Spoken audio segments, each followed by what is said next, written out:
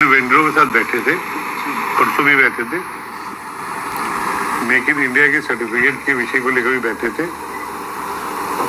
और हमारे वेंडर्स जो हुए, जिनसे हमारे बिड हुए थे, उन्होंने इंश्योर किया कि वो बसों की कमी नहीं होने देंगे।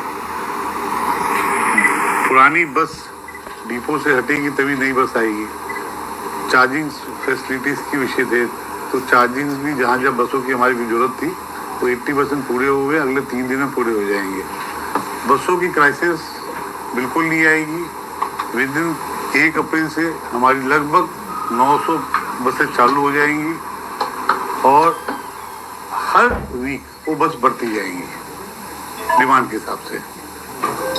और हम इसको एक बार फिर से मैप रूट भी कर रहे हैं। हमारा ट्रांसपोर्ट डिवीज़न इसको मैप रूट भी कर रहा है और उस मैप रूट के साथ इस महीने के अंदर हमारी 1900 से 2000 बसें चलने लगेंगी दिल्ली के अंदर। ये सब नई बसें आएंगी? नहीं, अप्रैल महीने में, अप्रैल महीने में। 12 मीटर बिगर वंस और स्मॉल वंस? सॉरी, 12 मीटर की जो बड़ी बस 12 मीटर की भी रहेंगी और 9 मीटर की भी रहेंगी। टेंडर वगैरह हो गया है? इसका टेंडर सब कुछ हो चुका है, टेंडर कर दिया गया है। इसमें मेक इन इंडिया जो हमारा लॉ था, क्लॉज था, उसके साथ तो उनको कुछ कमियां आ रही थी, वो उसमें 15 दिन लग रहा था। वो सारी बातें हो गई हैं। हमारी बसें आपको रोड पे ईवी इलेक्ट्रॉनिक बसेस आपको रोड पे 1 अप्रैल से दिखनी चालू हो जाएंगी। और मैं आज आपके चैनल के माध्यम से इंश्योर करता हूँ कि दिल्ली की जनता को ट्रांसपोर्टेशन की कोई प्रॉब्लम नहीं होगी।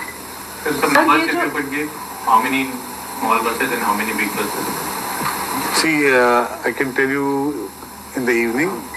मेरा नोट आप सबके पास पहुंच जाएगा, मीडिया आपको सब नोट भेज देगा। अभी right now I can't say कि कितनी छोटी रहेंगी कितनी बड़ी रहेंगी, बट ये इंश्योर कर रहा हूँ कि जो भारतीय जनता पार्टी ने दिल्ली की जनता को विश्वास जताया था, हम ट्रांसपोर्टेशन पे वचनबद्ध है, प्रोमिसेस है कि हम वहाँ उनको वैसी सुविधा, उससे अच्छी सुविधा देंगे। और इसके ऊपर हम ट्रांसपोर्टेशन के ऊपर और बहुत काम कर रहे हैं जो आने वाले महीनों में आपको दिखेंगे। Specific number as far as आप बोल रहे हैं कि फेज आउट हो जाएंगी, कितनी बसें फेज आउट हो जाएंगी, फेज आउट हो रही है, डीटीसी कितनी, क्लस्टरिंग कितनी है? और क्या इनकी मियाद बढ़ाई गई है? जो कहा जा रहा था कि 31 मार्च तक। बिल्कुल मियाद, जो उनका टाइम बाउंड तक खत्म हो गया, कोई मियाद नहीं बढ़ाई जाएगी। हम सब बसों को इलेक्ट्रिक बसें ही चलेंगी। मियाद में हम कोई भी 1 दिन का भी इलेक्ट्रिसिटी नहीं देंगे। सर फेज आउट की बसेस, अगर क्लस्टर की बसेस कहेंगे तो it will be around approx, right now मैं एग्जैक्ट बसों का एग्जैक्ट नहीं बता पाऊंगा, बट वो 2000 प्लस है और डीटीसी की 3000 प्लस है। टोटल 5000 है। हाँ जी। तो दैट मींस 7000 ओवरऑल है। सर हमारे पास इलेक्ट्रिक बसें चल रही हैं, हमारे पास इलेक्ट्रिक बसें पहले भी चल रही हैं और इलेक्ट्रिक बसों के अंदर हम बहुत जल्दी आपको काम करके आपके बीच में बताएंगे। बसों की समस्या दिल्ली में बिल्कुल नहीं होगी, इस बात का इंश्योर करता हूँ। जो 5-4 बसें बताया हूँ वो सिर्फ 31 मार्च को खत्म नहीं हो रही है, वो मंथली फेज वाइज जा रही हैं। हाँ, दिस ईयर आप ये सोच रहे हैं कि 31 मार्च को खत्म हो जाएंगी। मैंने आपने टोटल बताया तो मैंने आपको इस हिसाब से बताया। फेज बसेस जाएंगी और इलेक्ट्रिक बसें आती जाएंगी, बिकॉज स्पेस की भी कमी है, डिपो की भी कमी होती है कि दोनों बसें कहाँ लगेंगी। जितनी बसें का टाइम बाउंड सीएनजी का खत्म होगा उतनी इलेक्ट्रिक बसेस आते जाएंगी। सर इनके स्क्रैप की क्या पॉलिसी है, कुछ मतलब तय किया है? इतनी सारी बसें अगर स्क्रैप में जाएंगी, देखिए जो रेंटेड पे ले रखी है वो रेंटेड वाले उसकी अपनी पॉलिसीज बनाएंगे, वो तो हमारा पुण्य नहीं बनाएंगे। हमारी इस पॉलिसीज पे काम चल रहा है और कल ही फिर बात हुई है। इट कैन बी सोल्ड और it can be scrap out of Delhi. वो डिसीजन भी आ जाएगा, वो डिसीजन शाम तक आपको बता देंगे, because is a decision step. Scrap करें क्या करें तो थोड़ा सा अप्रूवल हर चीज़ का लेना पड़ता है कैबिनेट नोट से भी, वो शाम तक आपको बता देंगे। शाम तक जो नई बसेस आ रही हैं वो तो क्लस्टर में आ रही होंगी। पुरानी सरकार के टाइम पे हमेशा आरोप ये रहा कि डीटीसी को खत्म करने की प्लानिंग है, बिकॉज कॉमनवेल्थ के बाद से बसेस नहीं आई हैं। Are you planning any fresh tender for DTC? Sir ऐसा है, एक गालिब का शेर है, बात निकलेगी तो बहुत दूर तक लग जाएगी। तो अब हम पुरानी सरकार के बारे में बात करना छोड़ दे तो ज़्यादा अच्छा रहेगा। उन्होंने दिल्ली के लिए जो करना था ना, वो कर दिया। दिल्ली को जहां तक डुबोना था डुबो दिया। जितना डीटीसी को बर्बाद करना था, क्लस्टर की बसों को बर्बाद करना था, कर दिया। हम आपको ये प्रॉमिस भी करते हैं कि अगले 6 महीने में हमारी डीटीसी की रेवेन्यू भी बढ़ेगी, भ्रष्टाचार भी मुक्त होगा, फ्री की हमारी माता और बहनों के लिए फ्री रहेगा और रेवेन्यू भी बढ़ेगा। आप सबके चैनल के माध्यम से बता रहा हूँ कि रेवेन्यू भी बढ़ेगा। I am so sorry. जो नए बसेस आएंगे ये डीटीसी फ्लीट के पार्ट होंगे या क्लस्टर के? दोनों के होंगे, दोनों के। मैंने आपसे क्या बोला एक बात को, जिसकी मियाद खत्म होती जाएगी वहाँ पे वो बस लगती जाएगी, रिप्लेसमेंट होती जाएगी। It can be A part of cluster, it can be A part of DTC. Sir उनको भी चलाएंगे जो मोहल्ला क्लिनिक वाली जो बसें अभी खड़ी हैं, सर उनका ट्रायल चल रहा था, बिल्कुल चल रहा था। उन्होंने कुछ सर्टिफिकेशन हमारे को उन्होंने हमारे को सारे सर्टिफिकेट जो हमने क्लॉज में दिए थे वो नहीं दे पाए थे। अब उन्होंने एक महीने की हमसे समय मांगा है। हम ऑन रिकॉर्ड्स उनसे उनके 10% रेवेन्यू को रोकेंगे। माफी चाहता हूँ, 1 महीने नहीं, 6 महीने के अंदर उनके 10% रेवेन्यू को रोकेंगे कि 6 महीने के अंदर अगर उन्होंने सर्टिफिकेट हमको नहीं दिया तो हम उनके ऊपर कोई भी लीगल एक्शन करने के लिए फ्रीडम पे है। 10% रेवेन्यू क्या क्लोज था जो फुलफिल नहीं हो पाया? अगर आप जानकारी दें। बहुत से क्लॉज से टेंडर क्लॉजेस होते हैं, वो आपको मिल जाएंगे। टेंडर मेक इन इंडिया का क्लॉज सबसे पहले था और सर्टिफिकेशन के क्लॉजेस थे, वो आपको मिल जाएंगे। हम बड़े सिंपल है साहब, वेंडर्स ने दे प्रॉमिस इन द लेटर्स कि हम इसको 6 महीने के अंदर जितने भी सर्टिफिकेट चाहिए जो हमारे उनके टेंडर में क्लॉज थे वो पूरे करके देंगे। हमने साफ उनको लिख के दिए है उनके एग्रीमेंट के बाद कि 6 महीने के अंदर आपने नहीं किया तो हम किसी भी लीगल एस्पेक्ट पे जाने के लिए तैयार हैं और we are free for that. Sir पिछली सरकार का मोहल्ला बस सर्विस एक प्लान था, बहुत एम्बिशियस प्लान था, उसका सर क्या फ्यूचर है आपकी सरकार का? सर मुझे बताइए, मतलब सॉरी मैं क्वेश्चन आपसे पूछ रहा हूँ कि मोहल्ला बस की परिभाषा क्या है? 9 मीटर के छोटे बसेस थे, वो 4000 को खरीदने वाले। सर वो तो उनके बस चले तो सब कुछ खरीद लेते कागजों पे। उनका प्लान क्या था, मतलब उन्होंने क्या आपको फीडबैक दिया था? क्योंकि इनर कॉलोनीज में बड़े बस ये छोटी बसें चलने की बात थी। मैंने पहले भी कहा कि 9 मीटर की हम बसें चलाएंगे, छोटी जहाँ पे बड़ी बसें नहीं चल सकती और वो बिल्कुल चलेंगी, आपको 1 अप्रैल से दिखेंगी चलते हुए। हम दिल्ली को ट्रांसपोर्टेशन को जैम फ्री करने के लिए भी की ओर अग्रसर है। हम इनकी रूट मैपिंग करने के लिए भी अग्रसर हैं, क्योंकि बसों की रूट मैपिंग करने पे जहाँ पे लोड बहुत ज़्यादा है वहाँ पे बसों को बढ़ाएंगे, जहाँ लोड बिल्कुल कम है, 0 है, उसमें थोड़ी बस की क्वालिटी करेंगे। क्योंकि जो भी सुविधा दिल्ली की जनता को बेटर मिल पाए उसके लिए काम कर रहे हैं और आपको दिखेगा 100 days means 100 days you will see the Delhi transport में चेंजेस कैसे आते हैं। सर एक बार रिकन्फर्म कर दीजिए, यू आर सेइंग कि अप्रैल मंथ में जो 1900 बसेस आने वाली हैं उसमें लगभग 1900, तो ये बता दो, उसका जवाब देता हूँ। डीटीसी भी होंगी, क्लस्टर्स भी होंगी, जैसी रिक्वायरमेंट है वैसी होंगी। मैम मैंने आपसे रिक्वेस्ट की, 1900 भी हो सकती है, 1200 भी हो सकती है, वट एवर इसका लिखा। जो बसें का टाइम पूरा होता जाएगा उसकी जगह पे इलेक्ट्रिक बसें आती जाएंगी। इट कैन बी डीटीसी और it can be in the cluster.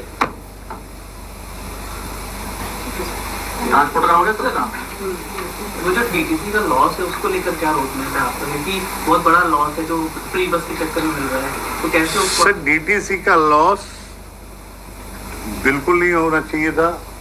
पिछली सरकार ने अपनी गलतियों से डीटीसी का लॉस किया और मैं उनके उस बारे में पीछे पढ़ना नहीं चाहता हूँ। दिल्ली को डुबाने में पिछली सरकार का क्या क्या रोल था वो आप सबको पता है, कैग की रिपोर्ट में भी धीरे धीरे आता जा रहा है। डीटीसी का जितना लॉस है उसको हम एक दिन में तो पूरा नहीं करेंगे, बट डीटीसी ये प्रॉमिस करता हूँ कि एक प्रॉफिटेबल ईयर स्टार्ट होने जाएगा उसका।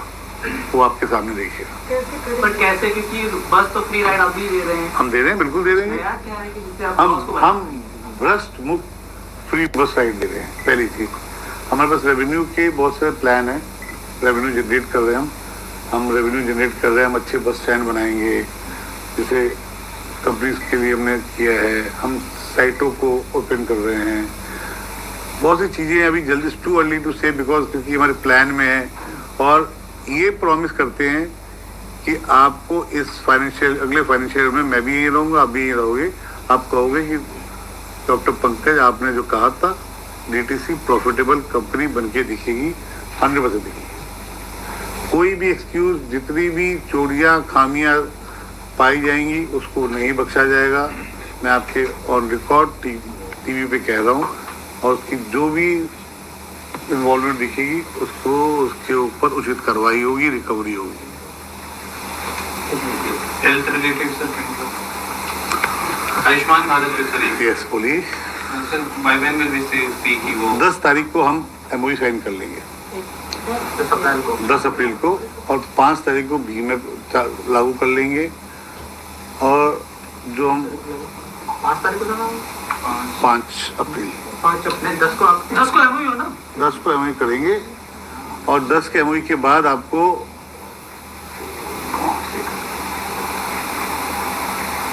जो हमारे प्रधानमंत्री, मेरे प्रधानमंत्री जी का सपना था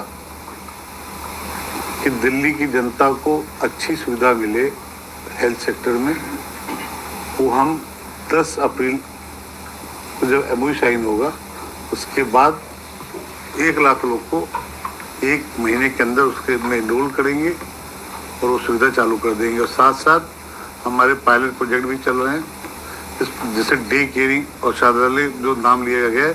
डे केयरिंग आप चलिएगा, मैं आपको अगले हफ्ते ले चलूँगा, दिखाऊँगा what is the difference between mohalla clinic and what is the difference between us, जो हम डे केयरिंग के लिए बना रहे हैं।